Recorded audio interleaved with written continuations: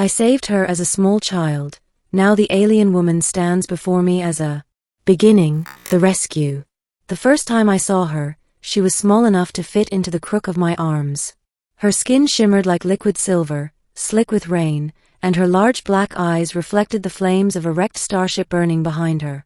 I was only 16 then, a young scavenger on the outskirts of the human colony of Arcadia 9, but I still remember the sound of her cries, strange, high-pitched, like glass vibrating in the wind. That night, the sky had ripped open. A shuttle, torn out of orbit, came crashing down into the salt flats, scattering metal and fire for kilometers.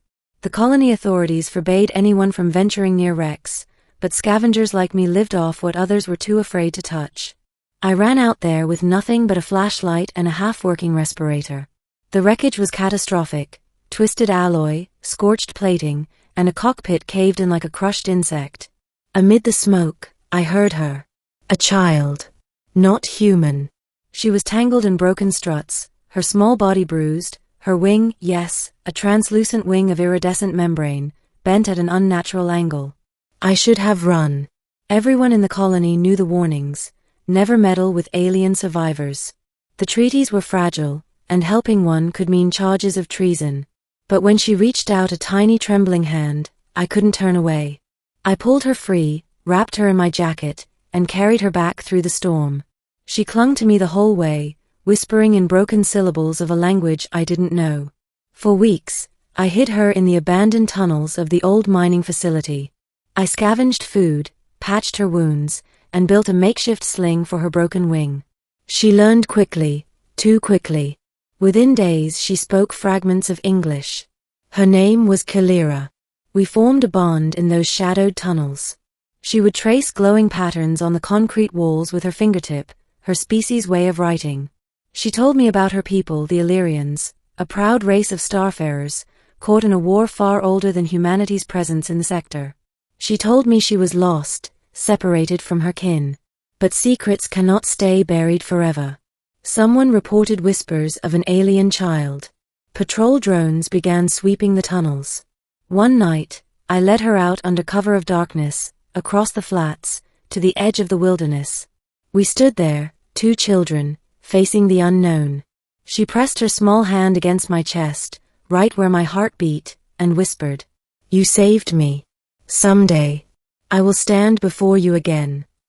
And then she was gone. For years, I wondered if I had imagined it all. A child's fantasy, born out of fire and fear. But deep down, I never forgot her. The return. 20 years passed. I was no longer a scavenger kid sneaking food from vendors. I had become a medic for deep space salvage crews, patching wounds and tending to those who risked their lives among derelict ships. Life had hardened me, carved lines into my face, and left me with scars both visible and hidden. One day, aboard the salvage frigate Dauntless, a priority alert came through, a disabled vessel drifting in contested space. Command warned us it wasn't a simple salvage. Hostiles had been reported. But we were desperate for a payout, and the crew voted to go. The ship we found was massive, sleek, with hull plating that shimmered like liquid metal. Not human.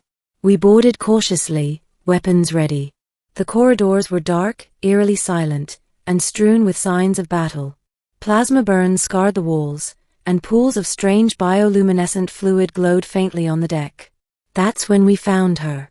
She stood in the wrecked atrium, tall and radiant, wings outstretched like glass sails catching invisible light.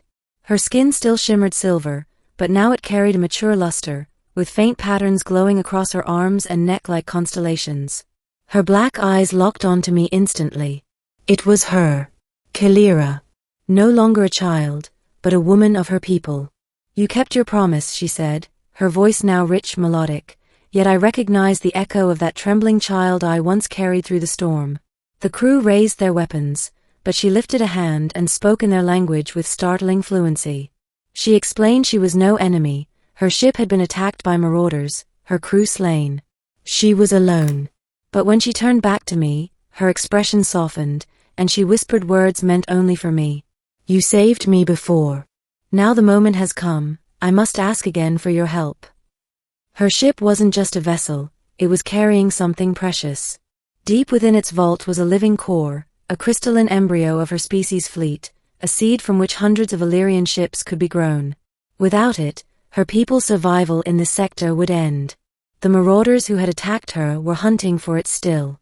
My crew didn't care about alien survival. They cared about salvage rights and payout. When they realized the value of the Illyrian embryo, they wanted to take it, to sell it to the highest bidder. And that was when the fracture happened. I stood between them and Kalira. Memories of the child she once was surged through me, the small hand gripping mine in the rain, the whispered vow in the wilderness. I couldn't betray her now. Stand down, I told my captain. She's under my protection. The crew thought I'd lost my mind.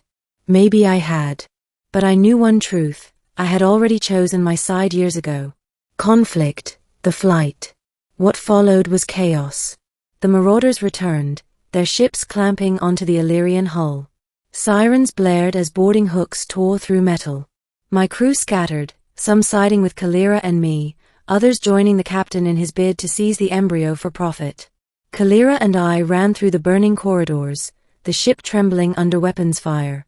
She moved like light itself, graceful even in battle, her wings cutting arcs of brilliance in the dark. I patched her wounds as we fought, adrenaline burning through my veins. At last, we reached the vault.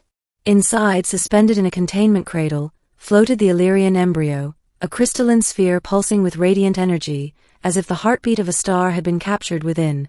The marauders breached the chamber. I was thrown against the wall by an explosion. My ears rang, vision blurred. Through the haze, I saw Kalira standing before the embryo, her wings spread protectively, her voice rising in a battle cry that shook the chamber. I forced myself up, grabbing my medkit. Not a weapon, I'd never been a soldier. But I could still protect her. I threw myself in front of a plasma bolt meant for her, pain searing through my shoulder. For a moment, I thought I'd die there. But Kalira caught me, her hands glowing as she pressed them against my wound. Illyrian healing energy flowed through me, stitching torn flesh, knitting broken tissue. You saved me then, she whispered. Let me save you now. Together, we fought back. With the embryo secured, we escaped aboard a lifeboat, breaking free of the dying vessel as fire consumed it. Behind us, the Illyrian ship collapsed into itself, its systems overloading, leaving nothing for the marauders to claim.